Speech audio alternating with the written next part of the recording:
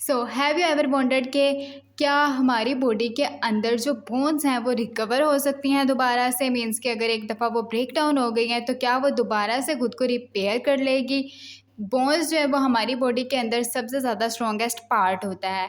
तो उसी तरह से क्या ये पॉसिबल है कि ये जो स्ट्रॉन्गेस्ट पार्ट होता है वो किस तरह से अपने आप को खुद हील करता है और कितना टाइम पीरियड इसको रिक्वायर होता है। So welcome back to science energy. So today we are going to discuss something that might sounds a little painful but also super fascinating.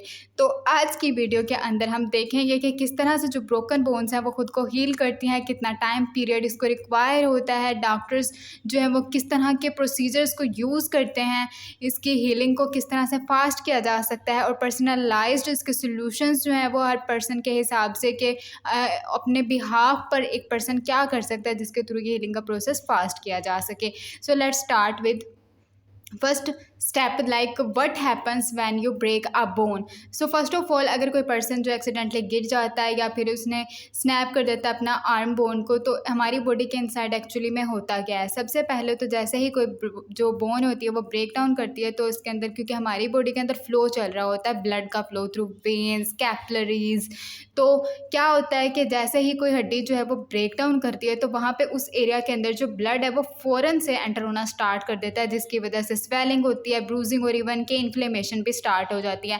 That means कि हमारी जो बॉडी है वो बेसिकली वो screaming कर रही होती है, लाइक उसको इमरजेंसी रिपेयरिंग टीम की ज़रूरत है। सो क्योंकि जो हमारी बॉडी होती है उसके अंदर सारे टीनी ब्लड वेसल्स चल रहे होते हैं, तो जो बोन के साइड पर टीनी वेसल्स प्रेजेंट होती हैं, जैसे ही बोन ब्रेक डाउन करती है तो साथ में जो ब्लड वेसल्स होती है वो भी डैमेज हो जाती है, तो जिसकी वजह से जो ब्लड क्लोट्स हैं वो बनना स्टार्ट हो जाते हैं फ़ौरन से ही उस ब्रेक डाउन वाले एरिया के अंदर। इस स्टेज को हम कहते हैं हेमाटोमा स्टेज। लाइक ये जो है वो फर्स्ट स्टेप है, फर्स्ट स्टेज है जो कि हीलिंग की तरफ जा रही होती है।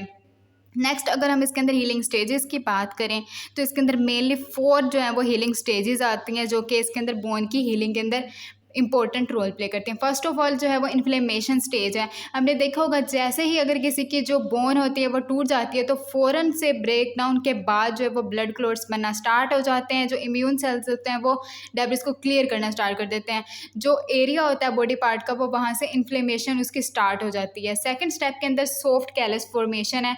मीन्स के जब एक हड्डी ब्रेक डाउन हो जाती है उसके कुछ टाइम के बाद, मीन्स के कुछ दिनों के बाद में जो हमारी बॉडी है वो एक सॉफ्ट सा रबरी सा मटेरियल जो है वो क्रिएट करना स्टार्ट कर देती है उस साइड पे, जो कि दोनों जो ब्रोकन एंड्स होते हैं बोन्स को उनको आपस में कनेक्ट करती है। मेनली ये जो सॉफ्ट रबरी मटेरियल होता है ना, दैट इज़ मोस्टली कोलेजन होता है।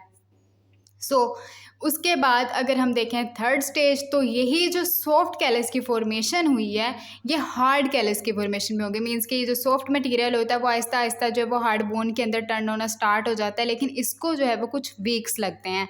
उसके बाद जो लास्ट, मतलब not the least, bone remodelling कहा जाता है। मीन्स कि इसमें कुछ मंथ लगते हैं कि हमारी बॉडी जो है वो दोबारा से उस बोन को रीशेप करती है, उसको स्ट्रोंगर और एक गुड न्यू बना देती है। लेकिन जिस तरह से हमारे अंदर बोन्स हीलिंग का प्रोसेस चल रहा होता है वो तो थोड़ा सा क्विकली होता है, लाइक कुछ डेज़ के अंदर आपके जो बोन्स होते हैं वो हील कर जाते हैं। लेकिन जो बोन्स का अगर देखा जाए, बोन्स की अगर ब्रेक डाउन देखी जाए तो उसके अंदर जो हीलिंग का प्रोसेस होता है वो आपको कंसिस्टेंसी, केयर और इसी के साथ साथ बहुत सारा टाइम भी मांगती है ताकि वो खुद को रिकवर कर सके। अगर हम देखें what doctors do to help in that case, कि अगर बोन जो है वो ब्रेक डाउन हो जाती है तो उसके अंदर डॉक्टर्स किस तरह से हेल्प कर सकते हैं, लाइक डिपेंड कर रहा होता है बोन की कंडीशन के ऊपर कि कितनी जो है वो इंजरी हुई है। अब इस तरह से तो नहीं हो सकता कि अगर जो है कोई एक्सीडेंट के अंदर बहुत ज़्यादा अगर बोन्स टोटली अगर डैमेज हो गई हैं, ब्रेक डाउन हो गया है, तो आप जस्ट वेट करो कि हमारी बॉडी के अंदर खुद से ही साल लग जाएगा, कुछ मंथ लगेंगे तो वो रिकवरी हो जाएगी।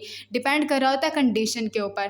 तो डॉक्टर्स जो हैं उनके साथ कंसल्टेशन भी इंपॉर्टेंट होती है। सबसे पहले जो है कास्ट और स्प्लिंट्स यूज़ कर सकते हैं जो डॉक्टर्स होते हैं, ताकि बोन जो है वो अपनी एक पोजीशन पर रहे, अपनी प्लेस पर रहे, ताकि उसको जो है जुड़ने के अंदर आपस में आसानी हो सके। उसके अलावा सर्जरी एंड मेटल रोड्स और प्लेट्स जो हैं वो अगर स्वेयर ब्रेक डाउन हो जाते हैं तो डॉक्टर्स यूज़ करते हैं। उसके साथ साथ physical therapy after the bone heels, तो उसको दोबारा से स्ट्रेंथ और मोशन में लाने के लिए जो है उसके लिए भी फिज़िकल थेरेपिस्ट जो है वो उसकी सर्विसेज ली जाती हैं, ताकि जो ईट वेल कर सकें, हम रेस्ट करना है, फॉलो करना है फिर डॉक्टर्स के ऑर्डर्स को भी, ताकि जो हीलिंग का प्रोसेस है उसको ठीक तरीके से किया जा सके और बोन की जो मूवमेंट है वो दोबारा से एक्टिव करवाई जा सके। आफ्टर दैट हम देखते हैं how long does it take to heal.